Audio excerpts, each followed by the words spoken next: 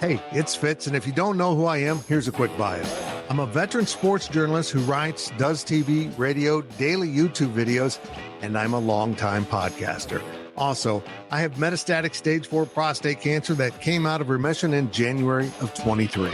During the pandemic, my doctors advised me to stay at home, and the Life of Fitz podcast was born. My original diagnosis forecast that I would be dead by age 60. But as I start season 5 of this podcast, I am 60 and still calling the many friends, athletes, coaches, colleagues, and medical advisors who I've met throughout my life. Oh, and I'm still hitting the record button and now doing so on video. Welcome to my life and the Life of Fitz podcast. Presented by the great people at Blueville Nursery in Manhattan. Welcome to another edition of Life of Fitz. This is the season finale. As this releases on a Monday, it is game week in Manhattan, Kansas, meaning my focus now turns to Kansas State football full-time for the next, 4 months? And that is something I greatly enjoy, but I really enjoy this podcast. This will be the 12th episode of the season. We've done that for about 3 years. It's a good number. And this one means a lot to me, a lot. This season was going to be different. I was going to get some, big names on, and I have plenty in my Rolodex. It's my phone, but it just didn't work out. I think people are inundated by podcast requests now, and it just becomes too much. And this isn't some national high-profile podcast, so why waste time on it? I get it. I totally understand that. So in turn, probably with some guidance from above, I found local folks to pop on here, people that are more close to my life. And this entire season kind of became a series of podcasts on goodness, whether it was a coach or an administrator or a neighbor. This is my second neighbor we're going to have on the podcast this season. I have a really cool street. We live on a cul-de-sac, not far from the stadium. There's a grade school a block over, so a lot of kids in this area. And we've been blessed by so many neighbors. We'll never forget the year we moved into this house. It was 2003, kind of significant year in K-State football history. So we've been here for 21 years. We've seen kids grow up, literally grow up. And down the street from us, a number of years ago, moved in a pastor from a local church that I knew quite well, but we were going elsewhere. And then elsewhere didn't work out. And we ended up at Rock Hills Church, which is in the old Seth Child Cinema. It's incredible what they've done with that space. But Troy and Lacey Hartman and their two beautiful girls moved in at the end of our street. And they've fit in so well. And the level of goodness that they've brought is incredible. And Troy and I have grown close. He's kind of similar backgrounds. You'll hear his background and how stunning, awful. It's amazing that a man came out the other side of it and turned into what he is. But he is my pastor, along with Lacey. She also serves as pastor at Rock Hills. And his story just always connects with all of us. And the way he found his path is stirring, awful, and amazing. He's more than just my pastor. He's a friend. He's a guide. I truly believe this, been put in my life for a purpose, as have others. My journey to cancer with cancer has been odd, unexpected, and wonderful. I'll get into that at the end of the podcast because I think you'll understand exactly why Troy Hartman is so important to me after you see him. He's a cool dude with a great message, a message of despair turned into hope. Now let's get to my conversation with my pastor, my neighbor, Troy Hartman, right here in Manhattan, Kansas, in the studio, actually. And now we bring in my neighbor, my pastor, Troy Hartman. How you doing, bud? Doing great, man. Honored to be here. This is fun. I had Tim Barr on earlier this year. Okay. We had to bleep out a bunch of stuff. That guy in his potty mouth. I'm telling you what, that guy, he seems like a nice guy, but he's sketchy. Man. Well, your goal was probably to clean it up with me, but I don't know if we'll accomplish that. I volunteered to rent like a big minivan with him. Okay. And go to the East Coast and bring all the pathogens in for Embath mean, who would think about two dudes in a minivan? They're looking for an armored truck or, some kind of train that's got just two guys road tripping. Well, you got some neighbors. You need to really think that through. This is a great neighborhood, though, isn't it? Yeah, I love it. I think it's the best street in America. I really do. It's amazing. And we've had, probably 50% of the streets turned over since we moved in, and it's still wonderful. It's still incredible. Yep. I miss the kids that were up across the street from you. Oh, yes. My little girls were heartbroken when they moved. Little crush going on there. Hammy and Grayson, those boys are incredible. Yep. Well, let's go back. You have a really interesting story, and I kind of want to dive in because it sets up everything that followed. You weren't always the God-fearing young man. No, sir. No, I was not. I didn't know. You just said you went to Missouri for a little bit? Yeah, I grew up in Southwest Missouri, so that was homeland. The Ozarks, that may be part of my issues. I watched the show. I understand. There were some places on that show that I'd been to, so I can. That's not funny. All of it was accurate, but enough to be real proud. But you got yourself in a little bit of trouble, didn't you? I did. Yes, I did. Yep.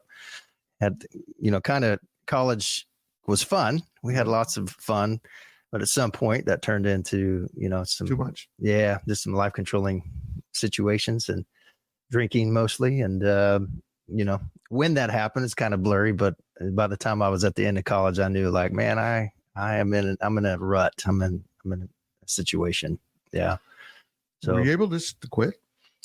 I was actually, yeah. After a lot of dramatic events and moments, I was in all kinds of stuff, and so I just, because I think it was so dramatic what I had gone through, I just decided I'm done. Like I had done so much. I just felt like I wasted the opportunity to handle moderation, and so those my days are over for that. So. I relate to that so much because I was a heavy drinker in college, but I never steered too far. I don't know if it was the filter I was born with, given by my parents, but I never ventured into drugs. I never just did anything insanely stupid, which is kind of remarkable. Well, you should have been in my friend circle. That would have helped, because it didn't seem like we didn't have any filter to say, hold on here. I don't remember anybody going, wait, maybe we shouldn't steal the cow. Yeah. I know the Ozarks well. Yeah, that's funny. So, but then that continued. But I found a good cure to drinking too much. It's called cancer. Oh, I don't advise it for many people. No, that'd be a rough. But sometimes it just takes something. Yeah. To say, hey, you're not making the most of what you can be, and it doesn't mean you can't have fun. It just means you gotta learn yourself. You gotta get to know yourself. Yeah. Yeah. What you absolutely do. Yeah, absolutely. A big part of, I think, I've had lots of help. I wouldn't say any of my, I don't know if you call it success, but any of my life change transformation has come not just based on me figuring it out. I've had a lot of help from people and Jesus, of course. And so, on that journey, I think for me, a lot of it was just the end of my means was myself. And that's not a great place to end up at. I was just living for me. So when did you flip the switch? Well, at the end of my college time, I was a criminal justice major. That's interesting. A lot of irony. That would have paid off if you stayed on that path. Well, I hope so. Of course, you probably wouldn't have graduated. No, that was a miracle in itself. Yes. So criminal justice, I wanted, honestly, to be a United States Marshal. That's what I really wanted to do. I can see you as that. Yeah, well, I don't know. I found out later there's a lot of paperwork, so maybe that's good. It didn't work out that way, but so I graduated, and but we had lots of fun. I had a lot of great friends, and drinking just turned into something that was owning me. And of course, people knew I was wild and making crazy decisions, but I don't think anybody would say, man, he's an alcoholic. Maybe they would have, but I don't think anybody knew. It was kind of private. So.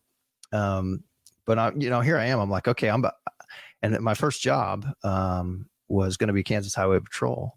And so, so I was heading in that direction, and literally like 10 days, I think, after graduating, I was supposed to go to the training academy. And so in my hometown, Salina, Kansas. That's right. Yeah. And I had only been there ever before to take the test. I drove up there to take a test, and that's a whole other story if you want to know. But the night before taking that test was, I turned 21. Okay. And so took literally 21 shots.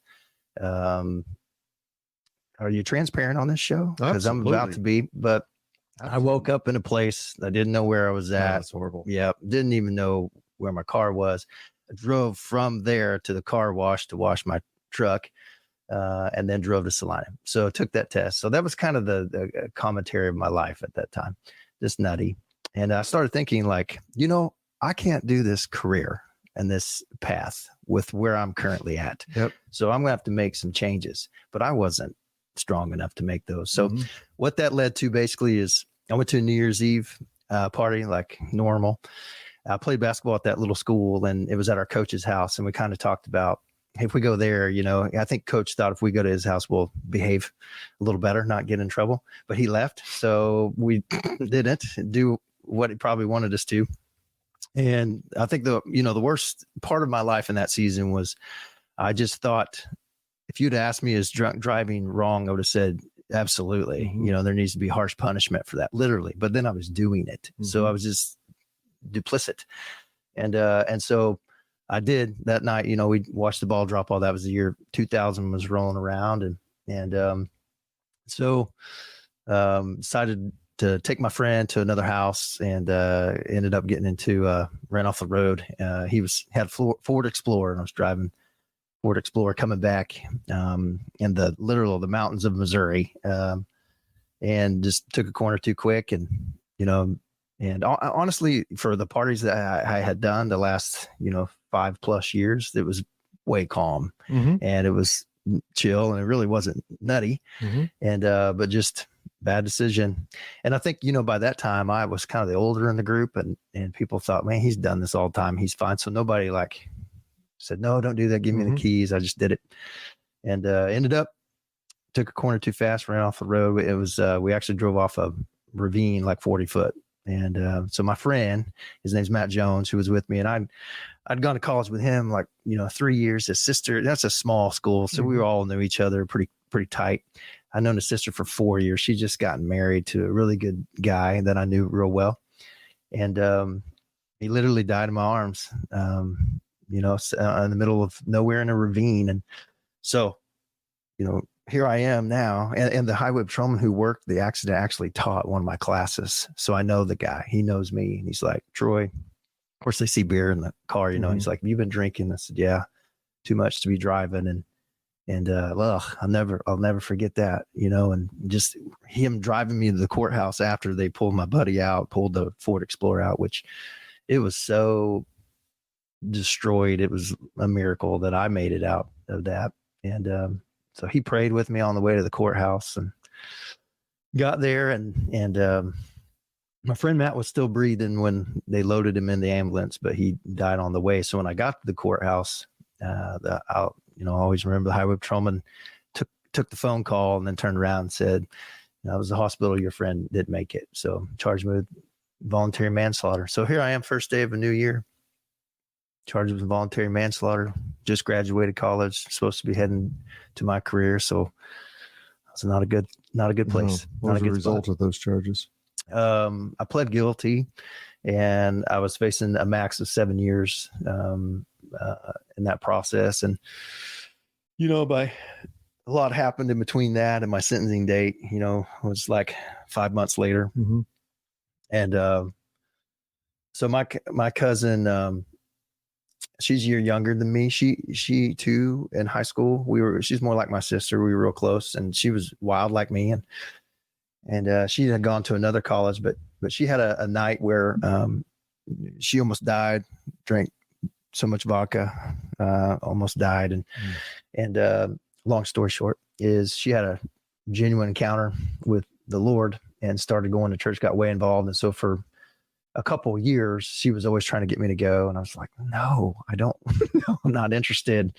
And, but she was monumental and basically in that season after my wreck and just kind of helping me walk with me, invited me to go to church with her. And so, what was your feeling when she invited you? You know, at that point I was so desperate and so broken. Okay. And, you know, I would never say I fully understand where people are when they're processing suicide or processing those thoughts. But I know a little bit about it in that season. I not only took the life of my friend because of my selfishness, but I rocked the family. You know, I knew his sister, but I didn't know all of them at the time. He had 2 younger brothers. My friend Matt had just had a kid who turned 1. So that young man grew up never knowing his dad. And I like to say all of my stories worked out with a beautiful bow, but it doesn't. Like that kid, Zach, was a great young man, but he had a hard life, and he took his life when he turned 18 and left a note that he wanted me to do his funeral. So I did his funeral, which was horrific and sweet all at the same time. So yeah, pretty tough. Wow. But did you spend any time in jail? I did not. Nope. So I pled guilty. And so you had started the process of fixing yourself.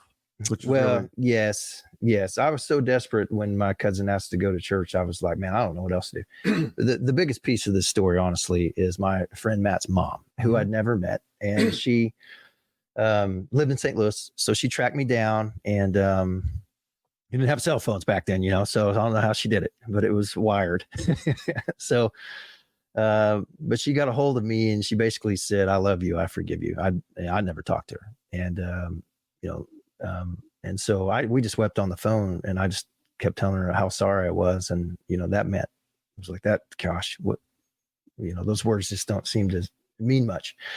And, but she invited me to my friend's funeral, which was in St. Louis. And when I went up there, I mean, she literally treated me as her son at her son's funeral, which I, to this day, have a hard time.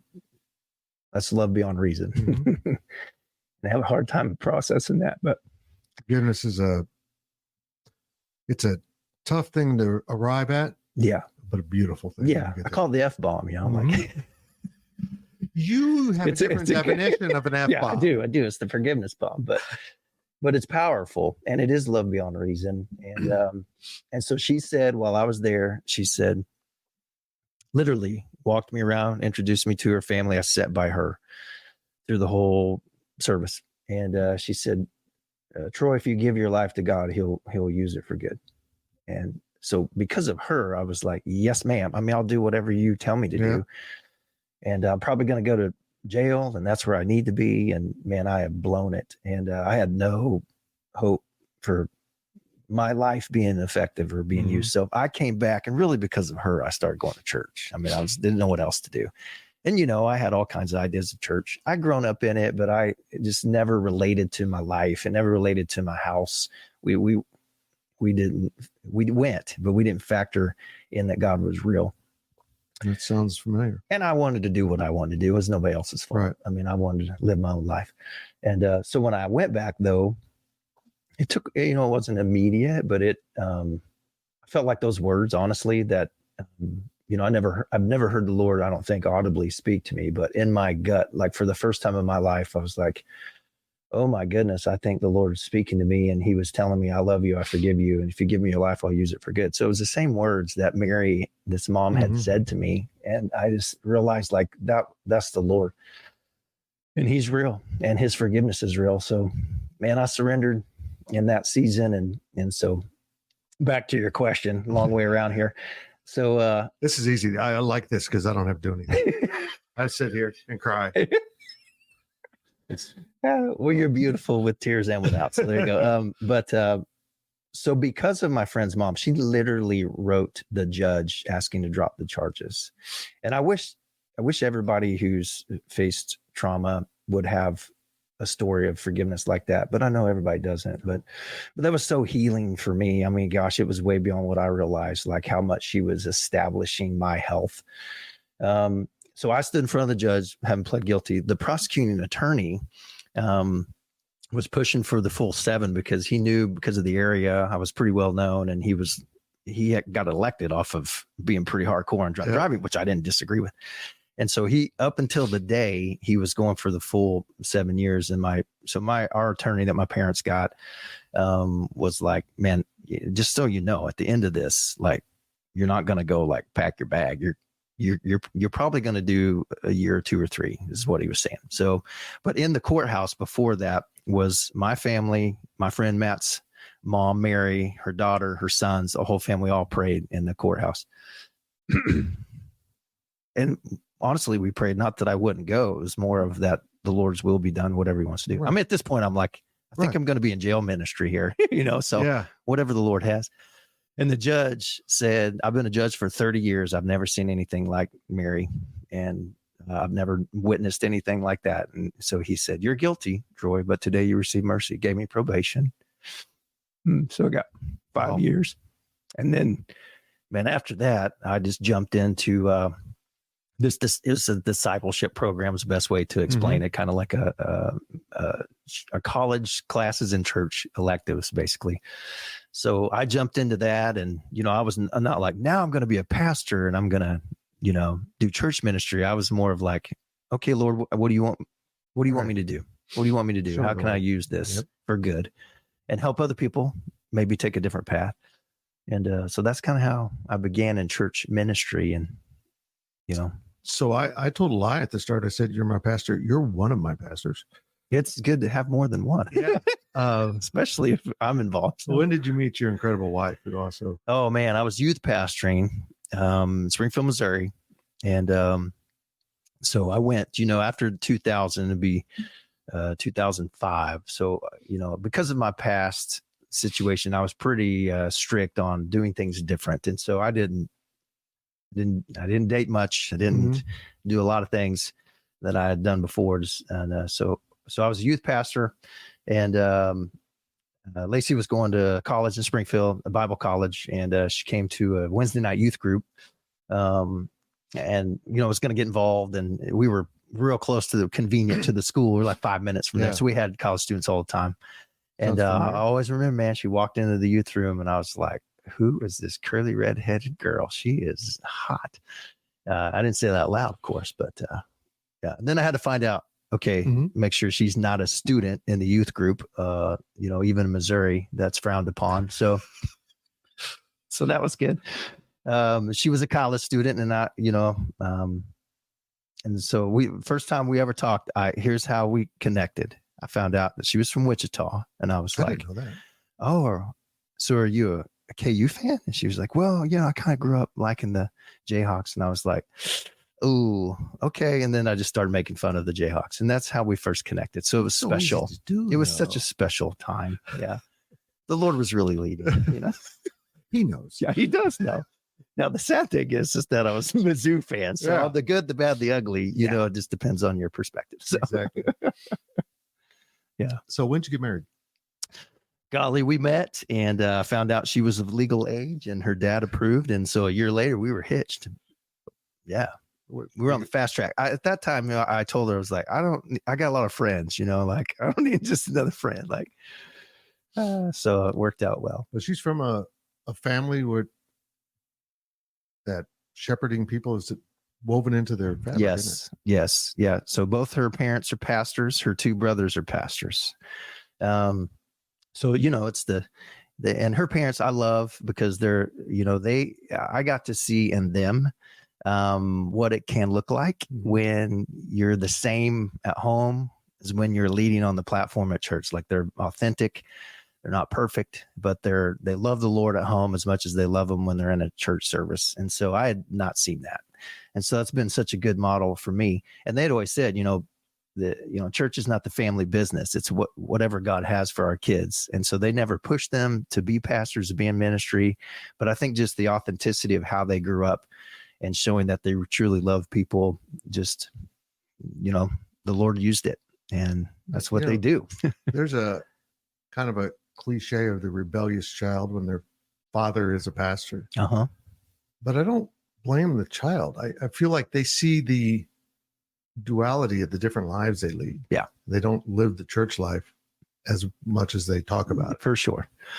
Well, their middle son had a wild season, and He drinks some Coca-Cola. he did lots of things.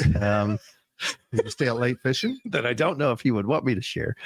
But he spoke at our church recently, and he did such an incredible job. But he loves the Lord. And the Lord's he's redeemed that season of life and helped him to connect with people.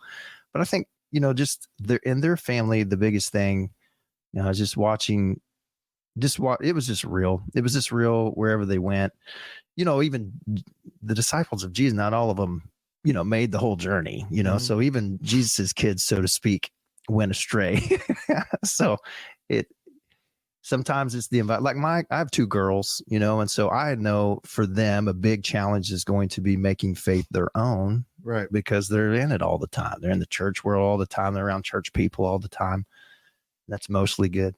But so part for them is, man, they're going to need to know this for their own, and so trying to help them navigate that, Because they're not in the church all the time. They go hang out with friends, and you don't know what outside influences are there that are working against them. Yeah. So I try to be pretty up to speed on that. They might end up dating a guy like me. Poor Beck. Well, that's part of my motivation, is knowing how I grew up and how I was. I was like, yes, I'm not completely ignorant of what is out there. So, yeah. But your wife's amazing. Oh my gosh, I agree. I spent a great deal of the last episode of this talking to Dream Dowling about the goodness of Jerome Tang, which quite well too. But you and Lacey have that.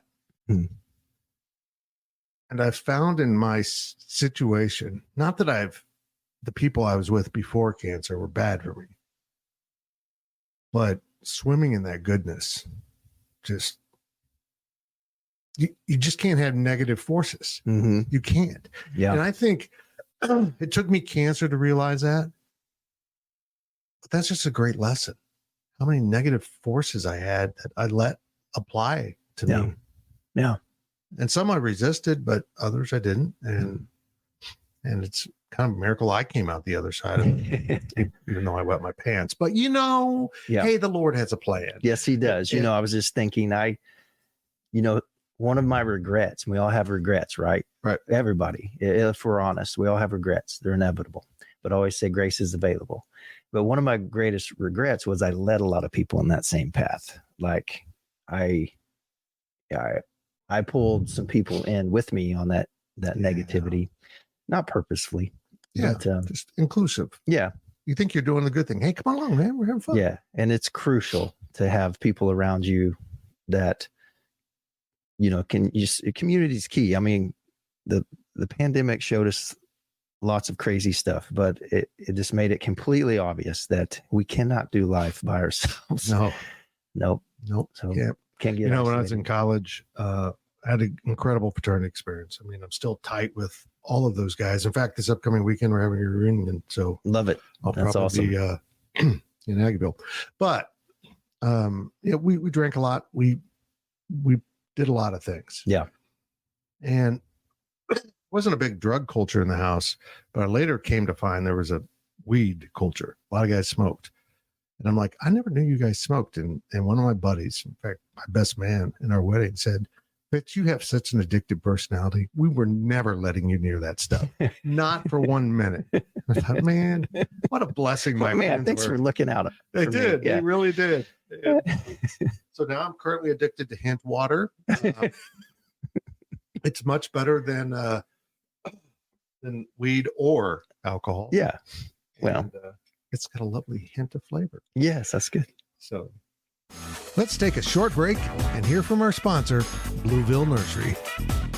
For competitively priced landscape design, irrigation, and lawn maintenance, turn to Blueville Nursery, a family-owned business with more than 50 years of experience. You can trust the Blueville team to design and create a landscape that will accentuate your property's aesthetics. And visit our garden store 6 days a week for the best products in the area. From ornamental trees, shrubs, and flowers, Blueville has it all. Blueville Nursery, located on West Anderson Avenue in Manhattan, Kansas. Now, let's return to the studio. Okay, let's talk about your arrival in Manhattan. What year was that? Because I remember when I heard about Man, you people did? coming to town to Really? found a church, and yeah, because there's Who someone are in these Aggieville. crazy people? Yeah, Yes. Well, let's see, 2015. So, yeah, we were. What you've done in 8-9 years is incredible. Oh, it's completely what the Lord has done. I just pray a lot. Like, I hope people don't ever completely find out how much I don't know what I'm doing, but it's so amazing. That's that key. It is key. It's been incredible. Kind of random on how, I honestly, just for about 6 weeks or so, when I was in Springfield, Missouri, I was at a church I was at for 11 years that I loved. It kind of started like we did at a movie theater, and we planted it, and it grew quick, and I was youth pastor, and that's where I met my wife, and we loved it. And I was 20 minutes from where I grew up. I knew people from all over Southwest Missouri. I was like, man, this is where I'm probably going to retire. Makes sense.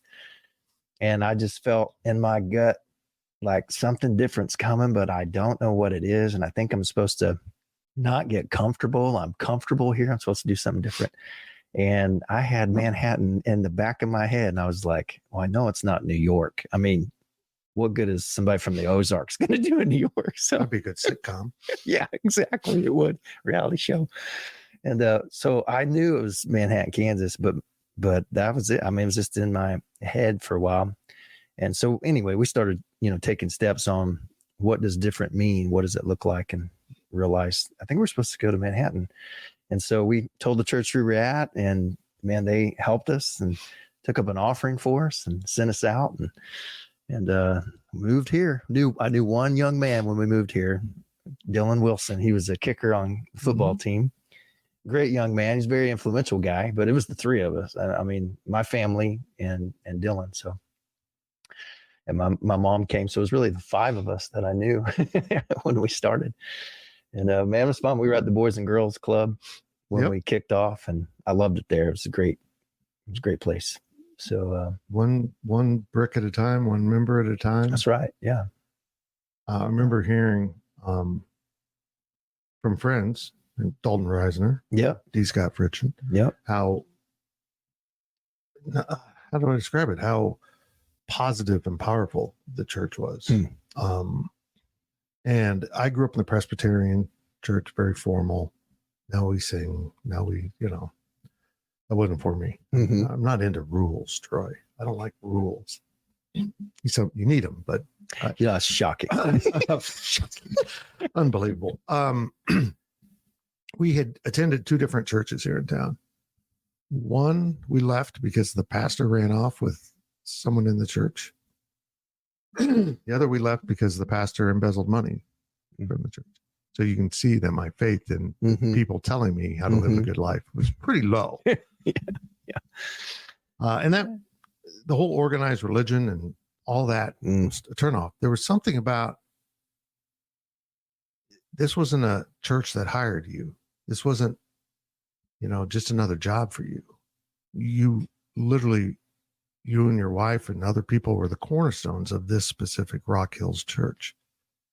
And I was drawn to that. And then you went to a movie theater. Which made it very approachable. Yeah, non-threatening. Yeah. Well, they do have comfy seats in there. Yeah, so. They do. They do. But when did you make that, the old Seth Child Cinema? It stood vacant for a number of years. Yeah. When did you say, we're going to go into this giant, was it 8-plex theater? 12 theaters in that baby, 58,000 square feet. I don't know every square foot of it. Yeah. Yeah, we were so at the club. They were so gracious. They extended our lease multiple times because we outgrew it pretty quick, and so we were looking for the next place. But it's a challenge finding a place with enough parking and enough seats, and we wanted to be in the right location. That was key. And so I had thought about the theater, and when I first came, actually, it was an option, but I decided to go to the club instead. Well, then it got bought out by AMC over Carmike. And so it was on freeze when I thought now's the time I would love to jump, but so we couldn't. And we had 2 weeks to go at the club after they extended multiple times. I had 0 options. I had over 25 no's in different places. I was looking at all kinds of places, schools, and shopping centers and all kinds of stuff. And I got no. And so 2 weeks before we're supposed to be out, AMC called and said, "Hey, are you still interested in doing a renting here?" And so we said, yeah. So we were at the club, I think, almost 2 years, and then we went to the theater, and then we were in there for quite a while because they opened up the new one, and then they were doing the dollar theater gig there for a bit, and that wasn't working out. So then they closed it, and so they basically said, "Okay, you got 30 days to relocate." I said, "Hey, while you're trying to sell it, why don't we go month to month and give us, it'll take you 30, 60 days before somebody comes in. You can have rent." And they were like, "Okay." So we paid a ridiculously low amount because we were paying for just a weekend, and they kept that same rate going. Mm-hmm. We did that for 4.5 years. Amazing. A corporation actually did the right thing. Well, I think sometimes they forgot it existed. Yeah. They're like, "Oh, where are you at? Who are you?" Yeah. "Oh, yeah. And then people would come and look at it, and they would call me and ask me if I would host them. I'm like, "You bet." So I won't tell you exactly what I would say, but I did the tours.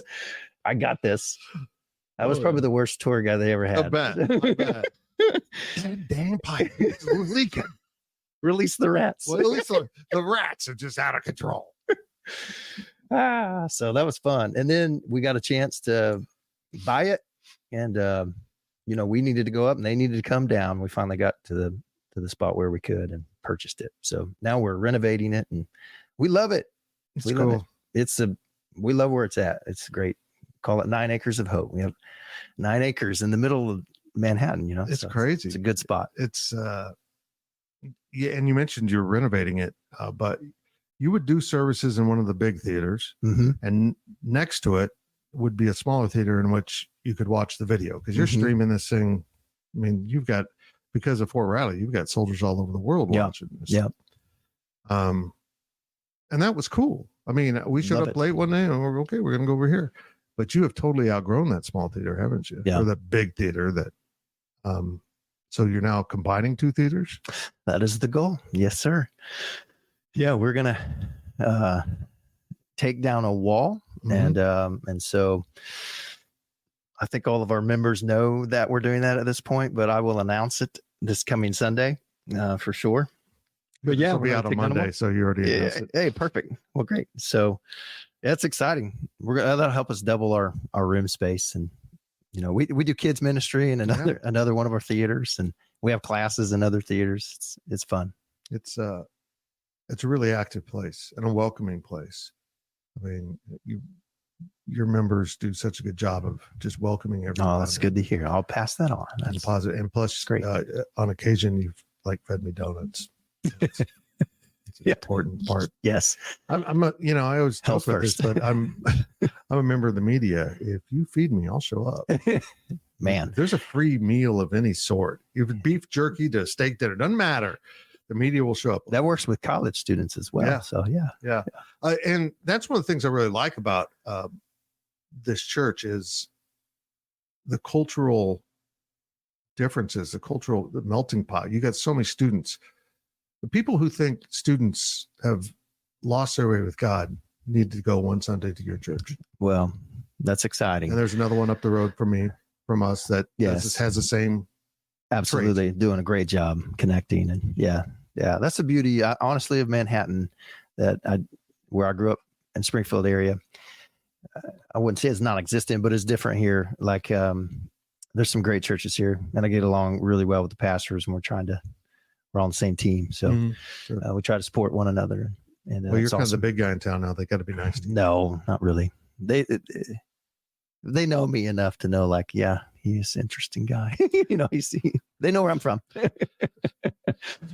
They're great. But it is cool, honestly. And not just churches, but the college ministries at K-State, man, that's unique. I mean, there's not a lot of schools in the country that have just a good movement of students loving Jesus and, ministry in school. So it's pretty cool. Yeah. And the Fort, as I said, got a lot of military families and got people my age. Hell, you got older people. Young. Yeah. Older people like my sister. She's so, I mean, she's just I can't wait to see her again. She's a really good person. She's also pretty talented in her comebacks as well. So she'll have one ready. We grew up in a sea of sarcasm. She's gifted. Yeah. Yes. Sea of sarcasm at that dinner table with Pat Fitzgerald. Well, I appreciate it. I think that would be fun. Yeah. Any childhood spent laughing is a good childhood. That's right.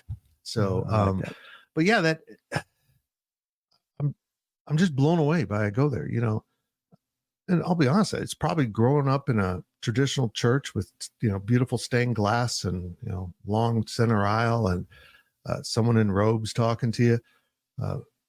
We all looked alike. We all were kind of from the same background in many ways. But I don't think that's a full religious experience.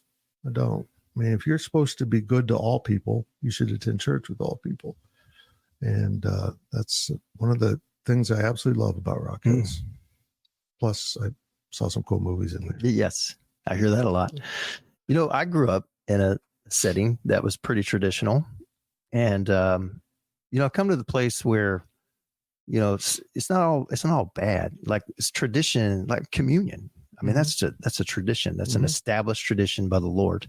So that can become mechanical and just something that you do transactional, or it could be something that reminds you of the beauty of faith, which is what it's supposed to be. Right. And so I think that with tradition, there's some traditions we grew up with that if it reminded you of the beauty of faith, then it's awesome. And maybe it shouldn't go away. Maybe we should keep those. But if it's just something that you do, yeah, maybe it should die. I have a running joke. Fitzgerald is an Irish Catholic name. Yeah. And my dad would tell stories when he was growing up. Oh, you're Catholic? No, we're not Catholic. People look at him because it was so well known then, Irish Catholics, Fitzgerald. And I tell people, which kind of angers my Catholic friends, that, we left the Catholic Church when we realized we could feed ourselves. But honestly, one of my problems, and I don't want to turn this into trashing with Catholics, is I hope not. I feel like all of us can have a conversation with the Lord. I don't have to have a conduit to do it. And I think that's what bothers me the most is I've become very prayerful. When I first started this journey, I'd always prayed a little bit, usually for friends. So when I started this journey, people are like, "Are you praying?" I'm like, "Yeah, but I'm praying for the guys I met in the lobby of the radiation that are going through similar things at 70 years old, that this radiation is devastating." Yeah. I'm praying. I'd had to lay on a table for 15 to 20 minutes motionless, which you couldn't do it. And I can't really do it. No, thanks. They turned on some music for me and I would spend that entire time in prayer. So I wasn't thinking about the radiation. Yeah. I was thinking about, one of our neighbors was there, someone else on the street. They said, "What are you doing here?" And he said, "I've got prostate cancer just like you." Yeah. Well, we could just walk across the street and say hi, but here we are. Yeah, here we are. We're going to meet here. I met one of the great K-State football players of all time, Barton Hundley, who's from Clay Center. I met his dad in there. Wow. And I've touched base with Barton here recently to meet up. Wow. I think he went out with Becky at one point. Oh, I don't know. yeah, There might be a rumor on the street. I'm not sure. He was in school at the same time. So she really. Is she listening to this at some point? Well, she does. I don't know why. She's got to listen to me all the time. You listen to me in your free time. But I love the church. And my sister moved to town, and I don't even remember her asking me where to go. She just ended up there. And I'm glad she is. We love her. She's gotten very involved in it. And but this podcast is releasing on the Monday of the first football game of the season, of the week. Okay. And the second weekend, when Kansas plays at Tulane, you're going to have a speaker, someone stepping in to deliver the message, and that is coming up on Labor Day weekend. That's it. Yeah. So that's my friend Tim Perkins. Okay. Hold on, that wasn't where I was going. Okay. I was going with Jerome. Oh, come on the 8th. Yeah. Yes. Yes. Okay. I'm with you now. Yes. So excited. So Coach Tang is coming and get to interview him. We'll be doing 4 services at that point. You better. So he's at all 4, and excited about that. So he's the real deal. He's legit, loves the Lord. Yeah. And I'm excited about it. He's not a guy that talks about it in front of people. He talks about it with everybody. And that's who he is. Yeah. He lives it. Yes, he does. And when he doesn't, he accounts for himself. Yeah. Yeah. I'm excited. How's that relationship built? How have you kind of, you know what? He's such a welcoming person. It's not hard to get to know him. No, not at all. It's like you said, it's who he is. And so it's, when you talk to him, you kind of feel like you've known him for a long time. So as at church, obviously he's a man on the go, right? He's got a lot going on. Absolutely. And so we try to be a good, healthy church environment for him to be at. And it's an honor, just in many ways, he is, I think he has said himself, man, my platform is for ministry, and this is the platform the Lord has given me. And so that's awesome. He's leveraging his career for his calling, so love that. That's cool. It's really cool. I don't know how this podcast became Jerome Tang Worship Hour, but this is 2 episodes in a row. Coach, I'm sorry we talk about you all the time. It's good stuff.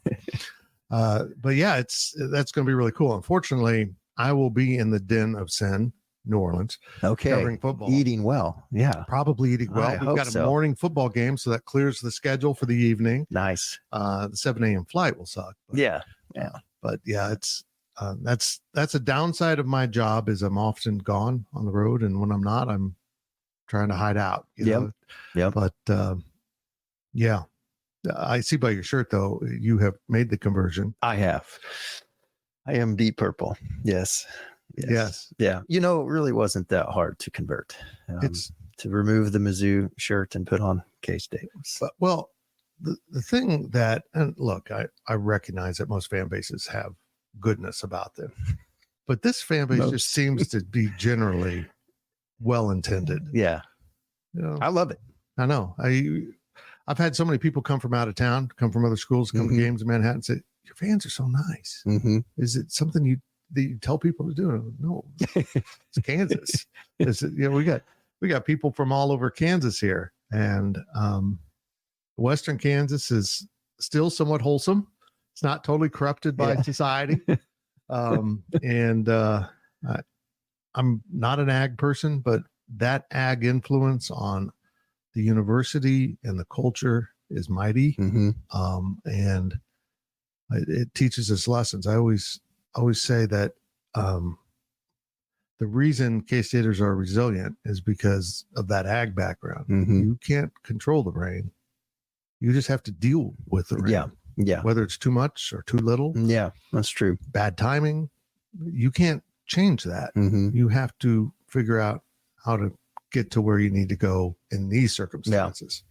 That's a valuable lesson, and one that I probably would be a much different person right now with a cancer diagnosis if I hadn't been around that attitude. What do I do with this? Yeah. Which has included a lot of being open. You mentioned earlier, is this no holds barred podcast? Oh yeah. I've talked to my people, that listen to this. Probably that's why not many people about everything I'm going through. I think it's valuable. And men are shy about talking about these things, just as women were shy about talking about breast cancer in the 80s. It was very personal, and we need to drag this demon into the light. Let men know you're not alone. Going through this, and if you just go to your doctor and get tested, you might not have to go through the worst of this. You're not going to prevent prostate cancer from getting tested, but they're going to catch it so early it doesn't matter. Right. It's an easy cancer to beat when you catch it. And don't. No. Yeah. I think it's just a great lesson that we share. You take something horrible in your life. What do I do with this? Yeah. I don't know. Yeah. It's, man, like I said, I think earlier, I think it could seem like, how does a person do that? What methods do you do to come out on the other end of something like that and turn it for good? But honestly, it was things that were done for me that I stumbled into, and I'm grateful for it. Forgiveness obviously was healing and is healing, and then be able to turn around and tell that story to other people. And then not just in the immediate was powerful, but that was 24 years ago. Mm-hmm. And so to look back on the difference that has been made from somebody else being willing to forgive who had every right to not, literally thousands of people that have heard that story, and it's been used to help them. Yeah. Forgiveness was something I arrived at later because, I'm Irish. I want to carry a grudge. It's in my DNA. Mm-hmm. But yeah, when you let that go and shed that negativity, it's a relief. Yeah. You still get upset with people once in a while. That's just a natural part of humanity and interacting, but not living with that negativity all the time. Mm-hmm. It's incredible. To kind of end this on a religious note, I've told so many people that we don't get to choose our path. We feel like we do, but we're on the path. We just have to trust the path underneath our feet. Yeah. And listen to the guide, the things on your periphery that say bad idea, whether it's your gut or the Lord. I don't care how you look at it. Trust it and stay on your path. And eventually you'll understand why you're on that path. And hopefully good will come of it. Yeah. And sometimes that path is suffering for whatever reason, but trust that you'll come out the other side. Yeah. With goodness to show about. Yeah. I love that. Yeah. I go back to the school I went to every semester for 20 years and talk to the incoming freshmen. Oh boy. And so, oh boy, I'm the how not to go through college presentation. Yes. I'm the alcohol presentation that all freshmen must listen to. And at the school of the Ozarks. Yeah. Yeah. But, so I'll literally do that tomorrow. Yeah. So, but what an honor it is. Cause one of the things I say to them is, it's, what's your purpose? What's driving you? And if your purpose is greater than your past, then it won't alter your future. And I really believe that's such a huge part of it is where's our aim? What's our purpose? What are we trying to accomplish? And when we're doing that for other people, something happens in us when we do something that's not for us. And, and so that's how I think we end up where we're supposed to be. Yep. I agree. Yeah. Brother, I love you. Yeah. I love you too, man. I appreciate the opportunity. Thanks. I appreciate the goodness, you and the girl. Talk about the girls real quick. Tell people about your girls because they're amazing. Jovi and Jade. Yes. So I got a 6th grader and a freshman. So the train is getting faster. I can't believe that. Yes. She's a freshman? Yes. It's happened quick. It is. Yeah. Yep. They're cool girls. They are pretty sweet. They don't sell the best lemonade. I'm going to say. I think the motive was the money, not the quality. Yeah, unfortunately. They're very good marketing. Adorable girls selling lemonade. Yeah. They might need to check into product quality. What's that mixture ratio? Is this lime? Is that lemonade? That's a good question. One of my favorite stories related to K-State football is one day we were walking the dogs and a car full of young black guys came down our street and it's a cul-de-sac, did the U-turn. And when I waved at him, I didn't notice who it was, but coming back, I got the driver's side was there was KT Lovinston from football. And the story he tells is so funny. Yeah, we saw the lemonade stand. We just pulled over. I'm like, let's get some lemonade. Oh, those girls were so excited.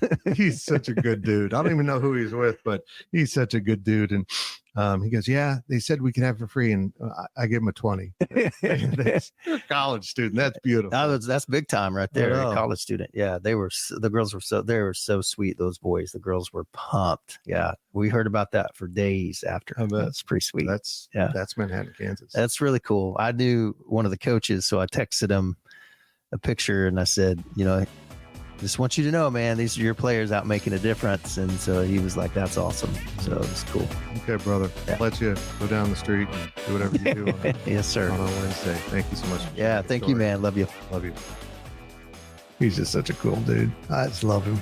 He just is an amazing man, amazing family, and blessings bestowed on Becky and I, and my sister Amy, who also attends Rock Hills. I can't put it into words. I was always religious, but not overtly religious. And cancer kind of brought me to that. Prayer became a powerful thing in my life. And I know for some of you who aren't religious, you don't believe in prayer, but if you believe in good vibes, I think we're talking about the same thing. You just don't realize it. And I've felt all of that positivity come to me. I felt it all. I've shared it. I've deflected it back at other people who need it.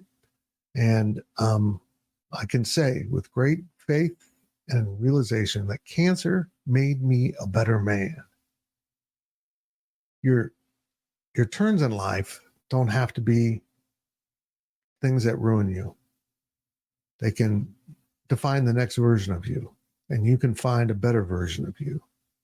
If you just keep going forward, one day at a time, trust the path under your feet.